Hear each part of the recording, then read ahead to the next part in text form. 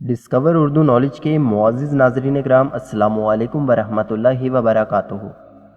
دوستو، پیارے نبی صلی اللہ علیہ وآلہ وسلم کے عاشقوں کا تذکرہ جب بھی کیا جائے گا تو حضرت اویس کرنی رضی اللہ تعالیٰ عنہ کے تذکرے کو سر فہرست ہی پایا جائے گا۔ حضرت خواجہ اویس کرنی رضی اللہ تعالیٰ عنہ کا نام مبارک حضور اکرم صلی اللہ علیہ وآلہ وسلم کے عاشق باصفہ کے طور پر یقیناً زبان زد عام ہے۔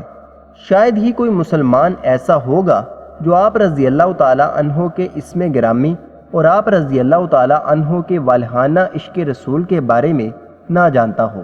حضرت خواجہ اویس کرنی رضی اللہ تعالیٰ عنہ کا تعلق یمن کے ایک علاقے کرن سے تھا۔ کہا جاتا ہے کہ ایک مرتبہ جب یہاں کھدائی ہو رہی تھی تو یہاں سے گائے کا ایک سینگ برآمد ہوا تھا۔ چونکہ عربی زبان میں سینگ کو کرن کہا جاتا ہے، اس لیے اس علاقے یا گاؤں یا بستی کا نام کرن سے مشہور ہو گیا۔ اگرچہ یہ ایک گمنام سا علاقہ یا گاؤں تھا، مگر آپ رضی اللہ تعالیٰ عنہ کی ذات وبرکات کی وجہ سے اس علاقے کو لازوال شہرت حاصل ہوئی، ایسی شہرت جو دنیا کے ہزاروں شہروں کو باوجود ان کی خصوصیات کی وجہ سے بھی حاصل نہ ہو پائی۔ کرن نامی گاؤں میں ایک قبیلہ جس کا نام مراد خان آباد تھا، آپ رضی اللہ تعالیٰ عنہ اسی قبیلے کے ایک شخص جس کا نام عامر تھا کے ہاں پیدا ہوئے۔ بے حد تحقیق کے باوجود بھی محققین اور مورخین آپ رضی اللہ تعالیٰ عنہ کے سن پیدائش سے لا علم ہے۔ آپ رضی اللہ تعالیٰ عنہ کے نام کے بارے میں کافی متضاد روایات پائی جاتی ہیں، جن میں سے بعض میں آپ کا نام عبداللہ اور بعض میں ابن عبداللہ تحریر ہے۔ کہا جاتا ہے کہ آپ رضی اللہ تعالیٰ عنہ کو عام طور پر عبداللہ بن عامر بھی کہا جاتا تھا، لیکن ان سب سے قطع نظر آپ رضی اللہ تعالیٰ عنہ کو شہرت صرف اور صرف ایک ہی نام سے ہوئی، اور وہ نام ہے اویس رضی اللہ تعالیٰ عنہ۔ مورخین اور محققین نے آپ رضی اللہ تعالیٰ عنہ کا نسب 3 طرح بتلایا ہے، جو آپ کو سکرین پر نظر آ رہا ہے، لیکن اس میں بھی کوئی شک نہیں کہ بے حد تحقیق کے باوجود بھی آپ رضی اللہ تعالیٰ عنہ کے خاندان کے بارے میں کہیں کوئی مستند روایات دستیاب نہیں ہو پاتی، چنانچہ انہی حوالہ جات پر یقین کرنا پڑتا ہے۔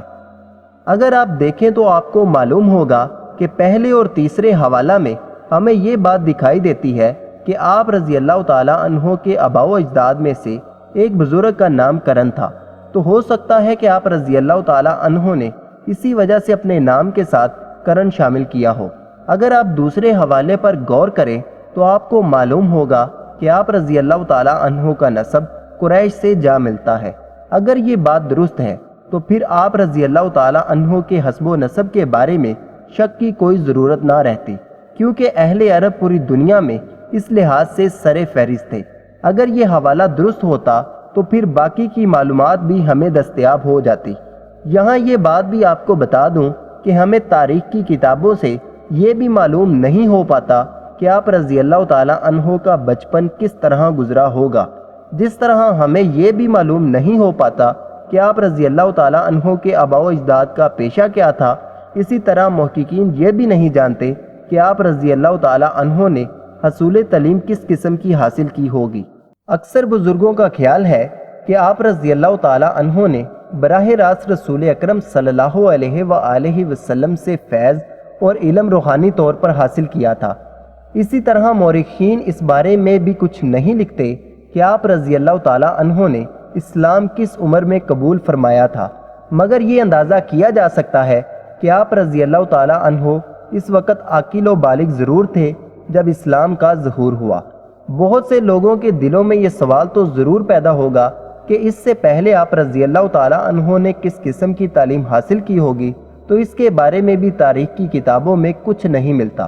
دوستو، جس طرح ہمیں یہ علم نہیں ہوتا کہ آپ رضی اللہ تعالیٰ عنہ نے تعلیم کس قسم کی حاصل کی ہوگی، اسی طرح ہمیں یہ بھی معلوم نہیں ہوتا کہ دین اسلام سے پہلے آپ رضی اللہ تعالیٰ عنہ کا مذہب کون سا تھا۔ لیکن بعض بزرگوں کے یہ خیالات ہیں کہ مراد قبیلہ حضرت سلیمان علیہ السلام کے سچے پیروکار تھے اور ان کو مسلمان ہی خیال کیا جاتا ہے۔ اس لیے بعض بزرگان دین یہ کہتے ہیں کہ آپ رضی اللہ تعالیٰ عنہ ایک مسلمان قبیلے میں ہی پیدا ہوئے تھے۔ جس طرح ہمیں یہ معلوم نہیں کہ اسلام کب اور کس کی ترغیب سے حاصل کیا، اسی طرح آپ رضی اللہ تعالیٰ عنہ کے قبیلے کے بارے میں بھی ہمیں کچھ نہیں پتہ کہ انہوں نے اسلام قبول کیا تھا یا نہیں۔ اسی طرح تاریخ کی کتابوں میں اس بات پر بالکل خاموشی ہے کہ آپ رضی اللہ تعالیٰ عنہ نے کب اور کہاں سب سے پہلی مرتبہ، سب کا یہی کہنا ہے کہ یہ اللہ تعالیٰ کی طرف سے آپ رضی اللہ تعالیٰ عنہ کے لیے ایک تحفہ تھا، اور یہ سب فطری طور پر آپ رضی اللہ تعالیٰ عنہ کو نصیب ہوا۔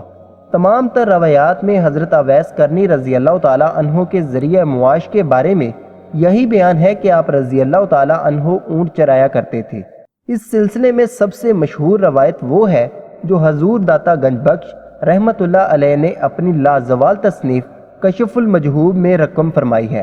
آپ رحمت اللہ علیہ فرماتے ہیں کہ جب حضرت عمر رضی اللہ تعالیٰ عنہ نے اہل قرن سے آپ رضی اللہ تعالیٰ عنہ کا دریافت فرمایا تو لوگوں نے کہا کہ یا حضرت وہ تو ایک دیوانہ ہے، آبادی سے دور ویرانے میں ہی پڑا رہتا ہے، نہ کسی سے ملتا ہے، جو کچھ لوگ کھاتے ہیں وہ کھاتا ہے، غم اور خوشی سے نا واقف ہے، جب لوگ ہنستے ہیں تو وہ روتا ہے اور جب لوگ روتے ہیں تو وہ ہنستا ہے۔ سب مورخین اور محققین اس بات پر متفق ہیں کہ آپ رضی اللہ تعالیٰ عنہ اونٹ چرایا کرتے تھے اور یہی ان کا ذریعہ معاش تھا۔ اس سے ملنے والی مزدوری سے اپنے اور اپنی ماں کے کھانے پینے کا انتظام کرتے تھے، اور یمن میں آپ رضی اللہ تعالیٰ عنہ جیسا مفلس دوسرا کوئی بھی نہیں تھا۔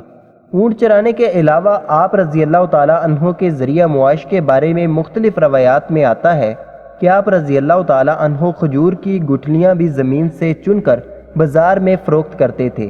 یہ بھی روایت ہے کہ آپ رضی اللہ تعالیٰ عنہ اپنے راستے میں پڑی ہوئی کھجوروں کی گٹھلیاں اٹھا لیتے اور ان کو فروخت کر کے کھجوریں خرید لیتے اور اپنا گزارا کرتے۔ اگر آپ رضی اللہ تعالیٰ عنہ کو راستے میں خستہ حال کھجوریں مل جاتی تو ان کو افطاری کے لیے رکھ لیا کرتے تھے، اور اگر زیادہ کھجوریں مل جاتی تو ان کو اللہ کی راہ میں تقسیم کر دیتے تھے۔ ایک روایت میں آتا ہے کہ جو کچھ رات کو آپ رضی اللہ تعالیٰ عنہ کے ہاں باقی بچتا تو آپ سب خیرات کر کے اللہ کے حضور عرض کرتے کہ یا الہی، اگر کوئی بھوکا پیاسا مر گیا تو مجھ سے مواخذہ نہ کرنا۔ تو دوستو مزید انشاءاللہ اگلی ویڈیو میں آپ کو بتایا جائے گا، لیکن اگر آج کی ویڈیو کے حوالے سے آپ کے ذہن میں کوئی سوال گردش کر رہا ہو تو ضرور کمنٹ کریں، آپ کو اس کا جواب دینے کی لازمی کوشش کی جائے گی۔ اپنا اور اپنے دوستوں کا خیال رکھیے۔ اللہ حافظ، اللہ نگہبان۔